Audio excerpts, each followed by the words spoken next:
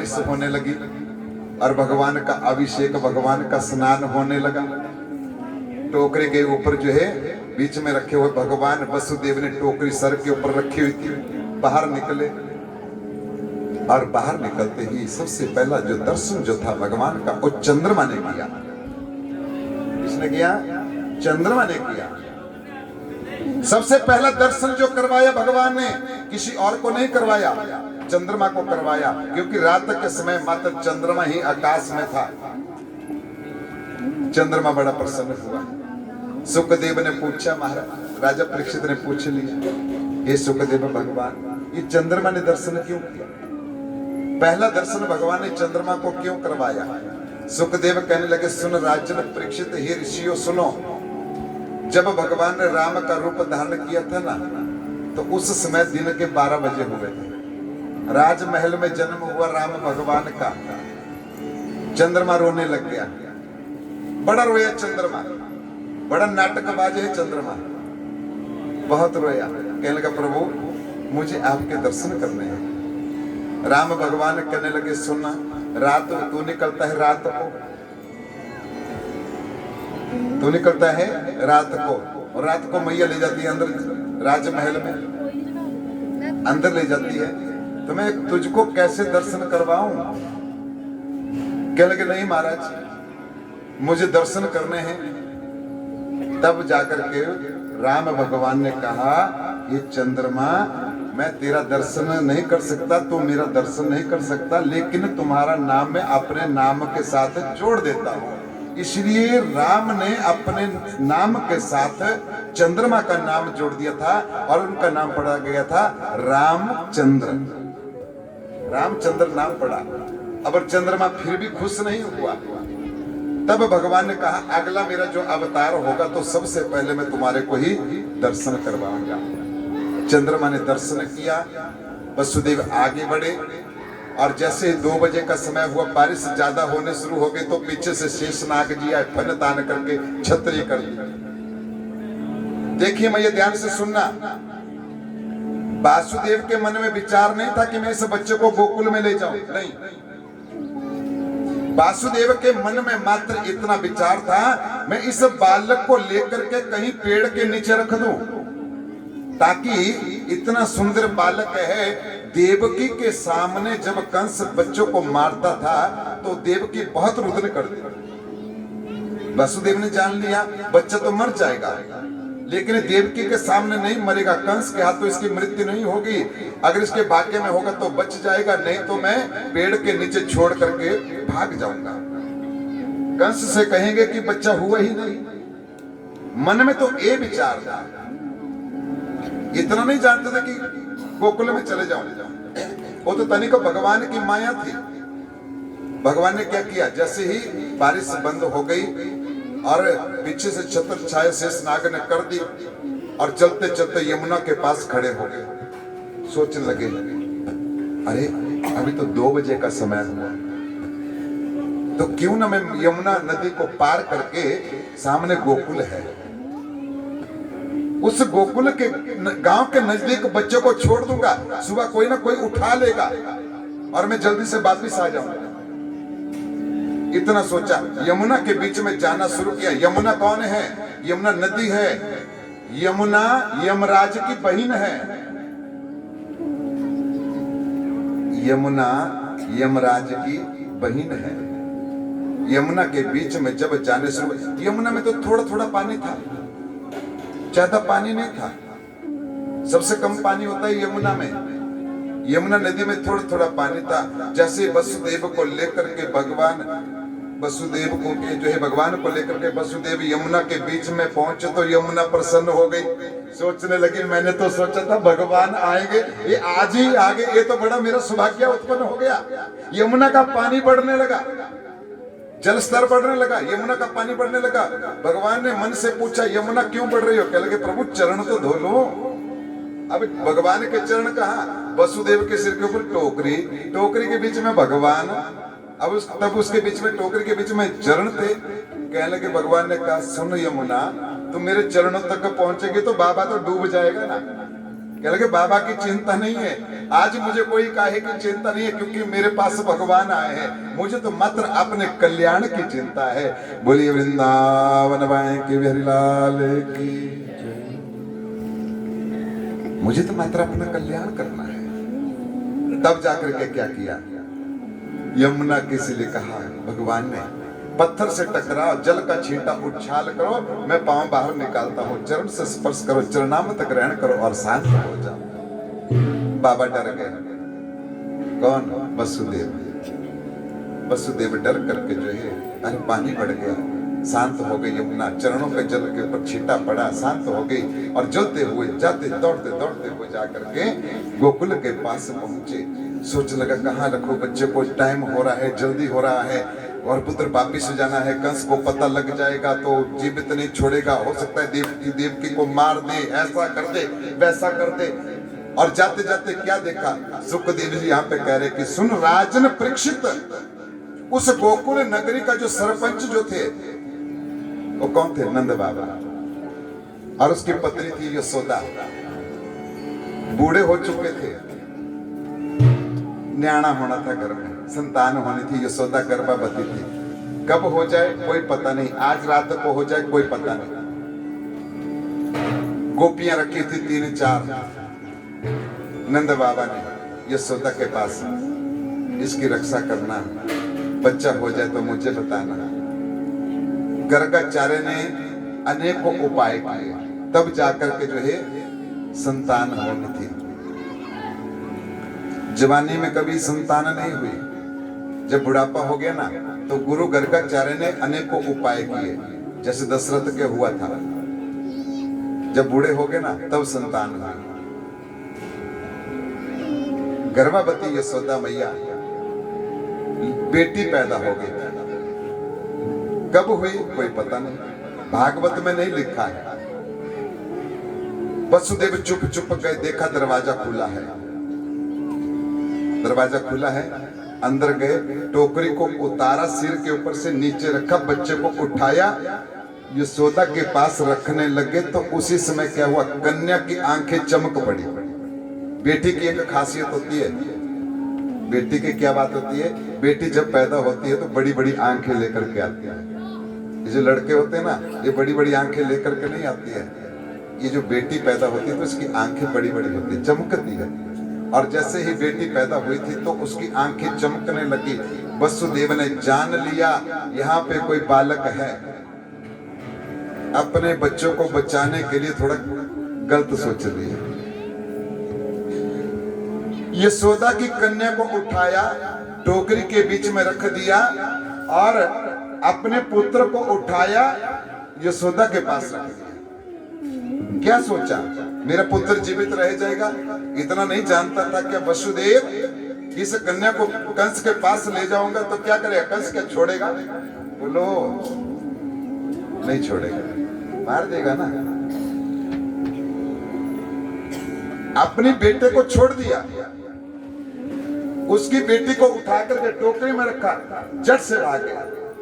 ये तो भगवान की माया थी, लेकिन वसुदेव की सोच अच्छी नहीं थी। ये तो भगवान की माया, ये तो भगवान कर रहे थे, लेकिन वसुदेव ने तनिक अच्छा नहीं सोचा। बेटी को उठा करके जट से मथुरा में पहुंचे और मथुरा में पहुंच करके ही पहरेदार एकदम से उठ गए, जेल के दरवाजे बंद हो गए। बेटी रोने लगी। बच्चा ना जब माँ से दूर चला जाता है, माँ की गोदी में बच्चा होता है ना तो चुप होता है, और जब कोई दूसरा पकड़ेगा ना तो एकदम से रोना शुरू करता है। वसुदेव ने टोकरी से बालक को उठाया, बेटे को उठाया तो रोने लगी, कन्या रोने लगी। और जैसे कन्या रोने लगी तब जाकर के क्या हुआ, उसी समय जो है कंस उठ गया। कंस उठा और कंस उठ करके जो दौड़ता हुआ आया, सभी सैनिक इकट्ठे हो गए, तलवारें लेकर के खड़े हो गए। अरे जिस बात का इंतजार कर रहे थे आज वो घड़ी आ गई है। कितने साल तक इंतजार किया कि 8वां बालक आएगा, सप्तम जो है 8वां बालक आएगा। कंस तेरा शत्रु आ गया, मार जाकर के पहुंचा और पहुंच करके क्या देखा, अरे वाह, उठाया उसको, कन्या को और कन्या को उठा करके देखा और कंस जोर जोर से हंसने लगा। जैसे कंस जोर जोर से हंसने लगा तो क्या किया, आकाशवाणी होगी। कंस जोर जोर से हंसने लगा, क्या सोच रहा, आज मुझसे भगवान डर गए। कहा था बेटा बनकर के आऊंगा, लेकिन बेटी बनकर के आए। मैं इस बेटी को भी नहीं छोड़ूंगा जीवत। पांव से उठाया, जैसे ही कंस कैसे मारता था, धरती के ऊपर पटक पटक करके बच्चों को मारता था। इतना दुराचारी था। पटकने के लिए जैसे हाथ घुमाया, कन्या का पांव फिसल गया और आकाश में जाकर के जो बिजली की भांति गड़गड़ाने लगी और आकाशवाणी होगी कि मम हता मया हतायम मंदम जातम जातम खलु यत्रम का पूर्वम हसीर कृपायणम वृथा। ओ मूर्ख कंस, जो पहले आकाशवाणी हुई है कि तेरी मृत्यु होगी, देवकी के गर्भ से 8वां बालक से तेरी मृत्यु होगी, वो भगवान है, वो आ चुके हैं धरती के ऊपर। उन्होंने अपना अवतार लिया है, सुरक्षित है। वृथा हसी कृपायण, तेरा हंसना बेकार है। मत इतना खुश हो तो मर जाएगा, तेरी मृत्यु निश्चित है। जिसने अवतार लिया है अपनी जगह सुरक्षित चला गया। कंस को चिंता होगा, सोचने लगा कंस कहां चला गया, बालक कहां चला गया। जेल के दरवाजे 7 बंद, बड़े बड़े जो है सरिये लगे हुए थे, चारों तरफ जो है पहरेदार खड़े थे। फिर भी वासुदेव और देवकी को भी बेड़ियां डाली हुई थी। देखो तो मैया कितना पक्का इंतजाम था। एक तो जेल के 7 दरवाजे बंद, पहले उनको तोड़ करके नहीं जा सकते, ऊपर से पहरेदार भी खड़े थे। चलो कोई बात नहीं, पहरेदारों से गलती हो जाए। फिर ऊपर से क्या था, जितने भी जो थे वसुदेव और देवकी जो थे, वो बेड़ियां भी पड़ी हुई थी। सोचने लगा कहां चला गया, कहां चला गया। लेकिन फिर भी भगवान का कोई पता नहीं कहां चला जाए। बालक का कोई ना कोई गड़बड़ तो जरूर हुई है। चारों तरफ पूछा, कंस जो है अपने पास अपने कक्ष में चला गया। सोचने लगा क्या हो गया। तो सोचते सोचते रात बीत गई। ये प्राण बड़े प्यारे होते हैं। रात बीत गई, कोई पता नहीं चला। और उधर जहां भगवान पहुंच गए, अरे जिस जगह पे भगवान आ जाए वहां तो भैया आनंद ही आनंद हो जाता है। नंद बाबा स्वप्न देख रहे थे रात को। स्वप्न में क्या देखा कि मैं गुरु की पूजा कर रहा हूं, यमुना में स्नान कर रहा हूं। जाग उठ पड़े नंद बाबा। डर लगता है ना, कब लगता है डर, जब घर में बच्चा होना होता है ना तो थोड़ी चिंता हो जाती है। क्यों चिंता होती है कि किस प्रकार से बालक होगा, जच्चा बच्चा दोनों ठीक रहने चाहिए, थोड़ी चिंता होती है। तो क्या किया, नंद बाबा को थोड़ी चिंता बढ़ रही थी। रात को ही उठ गए, 4 बजे का समय हुआ, उठ गए और सीधा जाकर के गुरु जी के पास पहुंचे गए। गर्गाचार्य की कुटिया के पास पहुंचे, दरवाजे को खटखटाया। गर्गाचार्य जी उठे, नंद बाबा क्या बात है, रात को आगे क्यों चिंता हो। नंद बाबा को नहीं पता था, इतनी माया घूम गई। मेरे घर में बेटी पैदा हुई थी, बेटी से बेटा बन गया, ये मुझे पता नहीं था। नंद बाबा को कोई पता नहीं था, क्योंकि गोपियों ने अभी कोई सूचना नहीं दी थी। गोपियां तो सोई ही रह गई, यशोदा मैया भी सोई रह गई, कोई किसी को कोई पता नहीं चला। तो क्या किया, गर्गाचार्य ने कहा महाराज चिंता हो रही है, यशोदा गर्भवती है, न्याणा होना है, कब होगा कोई पता नहीं, ठीक तो रहेगा। गर्गाचार्य ने कहा कि सुनो, तुम चिंता मत करो, जाओ अपने घर में चले जाओ, यमुना में स्नान करो, भगवान का भजन करो, सब ठीक होगा, कुशल मंगल होगा। नंद बाबा जी आए, यमुना में स्नान किया, घर में पहुंचे तो गोपियां, चारों गोपियां खड़ी हो गई। हाथ में जो है गोदी में लल्ला को पकड़ा हुआ, नन्हे से बालक को पकड़ा हुआ। नंद बाबा ने देखा, प्रसन्न हो गया।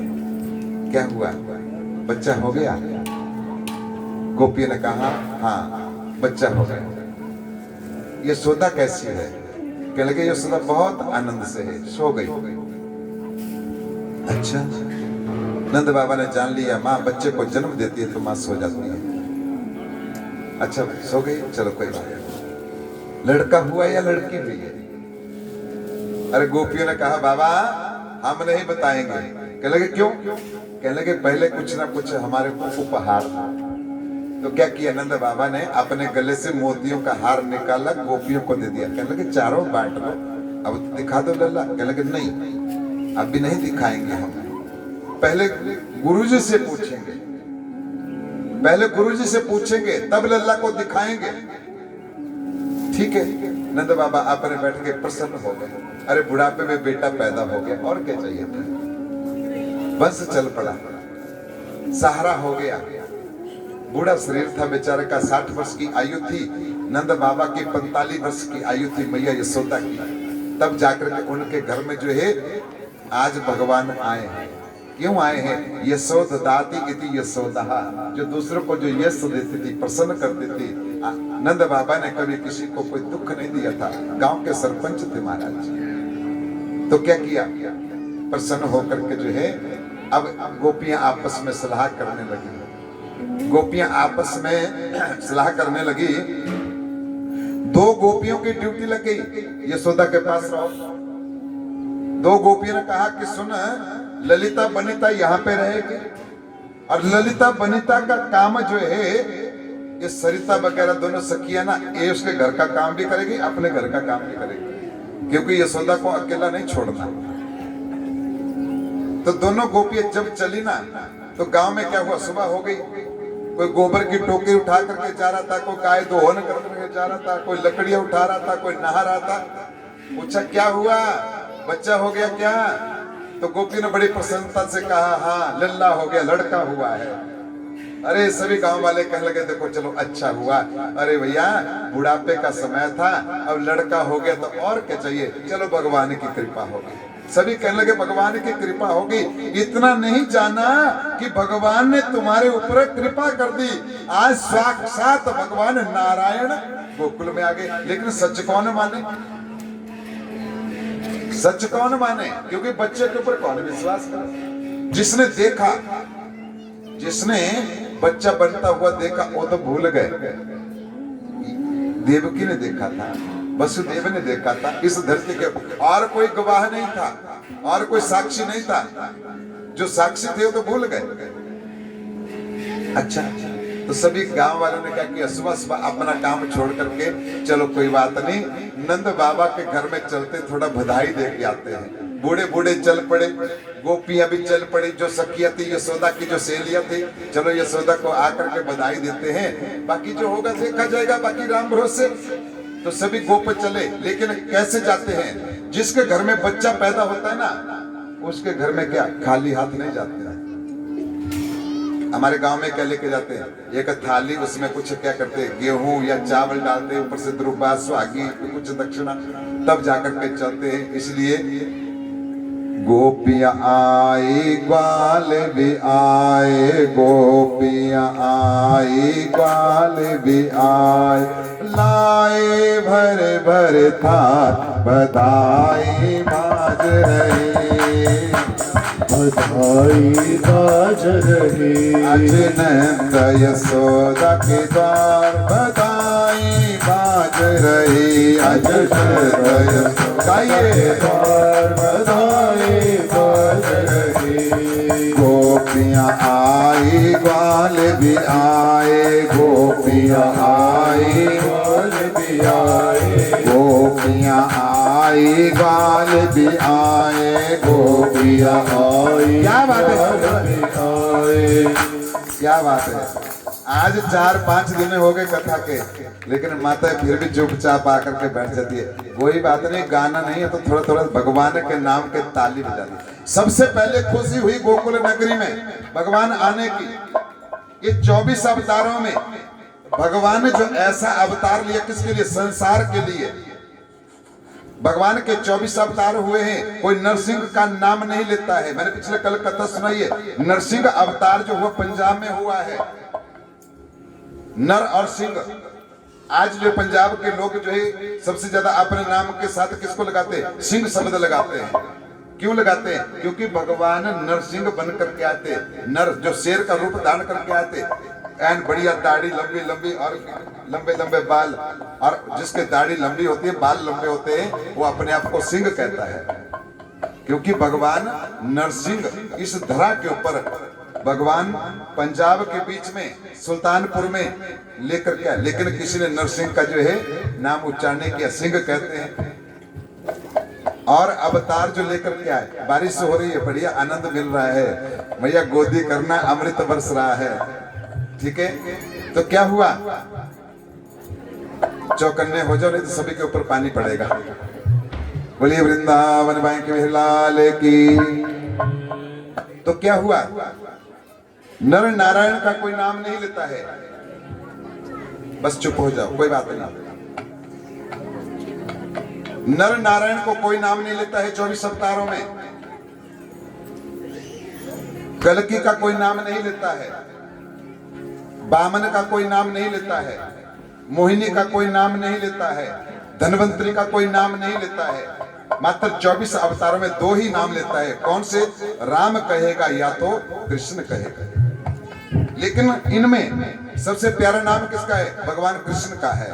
कहते हैं भगवान कृष्ण ने एक नहीं अनेकों काम किए, और जो भगवान कृष्ण का नाम लेता है उसका सदैव ही कल्याण हो जाता है। आनंद में भगवान कृष्ण का नाम लिया जाता है, और जब कोई दुख होता है तो राम का नाम लिया जाता है। क्यों भैया? जब कोई दुख होता है ना तो राम का नाम लिया जाता है, और जीवन को आनंद पाने के लिए मात्र राधा और कृष्ण का नाम ही लिया जाता है। कोई मर जाता है ना तो क्या बोलते हैं? राम नाम सत्य है, राम नाम सत्य है। तो ऐसा नहीं बोलते कृष्ण नाम सत्य, क्योंकि दुख पड़ा है। दुख में राम का नाम लिया जाता है, और सुख के लिए भगवान कृष्ण का नाम लिया जाता है। और यही भगवान कृष्ण जब धरती के ऊपर आए तो सबसे पहला सुख किसको? गोकुल गांव को मिला, लेकिन उनको कोई ज्ञान नहीं था, पता नहीं था। अब तो पता लगा, अब तो गोकुल लोग नाच रहे हैं, सब कुछ करे, उत्सव मना रहे हैं, लेकिन भगवान गोकुल को छोड़ करके जा चुके हैं। गोकुल जाने की कोई जरूरत नहीं है। बस यहाँ बैलभूमि में बैठ करके तालियां बजाइए। गोपियां आए ग्वाल भी आए, गोपियां, क्या बात है, थोड़ा खुल के। गोपियां आई ग्वाल भी आए, गोपियां आई ग्वाल भी आए, लाए भरे भरे थाल बताई बाज रही, लाए भरे भरे थाल बताई बाज रही। आज नंद यशोदा के द्वार बधाई बाज रही, आज नंद यशोदा के द्वार बधाई बाज रही, आज नंद यशोदा के द्वार बधाई बाज रही, आज नंद यशोदा के द्वार बधाई बाज रही, आज नंद यशोदा के द्वार बधाई बाज रही। धोती लाई पोती लाई, धोती लाई टोपी लाई, धोती लाई टोपी बिलाई, धोती लाई टोपी बिलाई, लाए बधाई बाज रही, लाए भर भर थाल बधाई बाज रही, आज नंद यशोदा के द्वार बधाई बाज रही, आज नंद यशोदा के द्वार बधाई बाज रही। विप्रागावश्च वेदश्च तपो सत्यादमो समः, श्रद्धायां तितिक्षां च क्रतुश्च हरेशत्वनः। विप्रागावश्च, सभी ने गायन किया और सभी आनंदित हुए। एक बूढ़े बाबा ने कहा, सुनो गोपियों, सारा गांव यहाँ पे इकट्ठा हो गया, घर में रोटी भी तो बनानी है, अभी कईयों को गाय भी दोहन करने को रह गया, गोबर की टोकरी उठा करके ले जाना है। बड़ी खुशी की बात है, नंद बाबा के लड़का हुआ है। अब जितना नाचा गाना छोड़ दो, शाम को इकट्ठा होना। क्या करना, रात को इकट्ठा होना, जब अपने अपने घर का काम हो जाएगा खूब नाचना, चलो चलो अपने घर का काम करो, और कुछ गोपियां यशोदा का काम करो, और मिल बांट करके जो यशोदा के पास रहेगी तो उनका भी काम करो। सारा संसार जो है सुखमय धारण करने लगा, एक को छोड़ करके, किसको, कंस को छोड़ करके। कंस बड़ा दुखी हुआ, सोच रहा है, बैठ रहा है, क्या करें, विचार किया। कंस की बहन पहुंच गई। सबसे बड़ी चिंता होती है भाई की बहन को। कहने लगी, भैया क्या बात है, क्यों चिंता कर रहे हो। पूरा हाल बताया, बेड़ियां पड़ी थी, दरवाजे बंद थे, पहरेदार थे, फिर ये बालक कहाँ चला गया, क्या करो। कंस की बहन ने कहा कि सुनो भैया, तू चिंता क्यों करता है, मैं ऐसा रूप धारण कर सकती हूँ, थोड़ा सा भैया बना, मैं ऐसा रूप बना सकती हूँ, कभी रानी बन जाती हूँ, कभी राक्षसी बन जाती हूँ, अपने स्व इच्छा से अनेक रूप बना सकती हूँ, और तू चिंता मत कर। तो क्या करना है, कंस ने कहा, पूतना तुझे क्या करना है। कहने लगे, मुझे कुछ नहीं करना है, मैं घर घर में जाऊंगी, जिसके घर में 2 दिन 3 दिन 5 दिन 10 दिन का बच्चा पैदा होगा ना, मैं उस बच्चे को मार दूंगी। कंस बड़ा प्रसन्न हुआ, ये भी ठीक है, एक को नहीं, जितने भी बच्चे पैदा हुए हैं उनको मार देते हैं। पूतना चली, पूतना कौन सी, राक्षसी थी। भागवत में बताते, शुकदेव जी कह रहे, राजन परीक्षित, कंसेनम प्रतिर्घोरः पूतना बाल घातिनी, जो बाल घातिनी, जो बच्चों का वध करे, ऐसी पूतना। बहुत बड़ा रूप है पूतना का, बहुत बड़ा शरीर है, राक्षसी है, लेकिन क्या हुआ, जैसे ही सुंदर रूप बनाया, छोटी बन गई, जैसे कोई राजघराने की कोई नव युवती स्त्री। क्या बढ़िया महाराजा ने, बढ़िया चकाचक, खूब क्रीम पाउडर लगा करके, फेयर एंड लवली लगा करके, एंड सेंट सूट छेड़ करके चल पड़ी महाराज, बढ़िया बढ़िया बढ़िया, खुले बाल रखकर ऐसा रूप बनाया उस पूतना ने। जाकर के एक गांव से उठी, मथुरा से उठी, आगे चले गई, उस गांव में देखा कोई बच्चा पैदा नहीं हुआ था, उसे अगले गांव में चले गई। कुम्हार के घर में जो घड़ा बनाते हैं, कुम्हार के घर में एक बेटी पैदा हुई थी, 15 दिन की हो गई थी।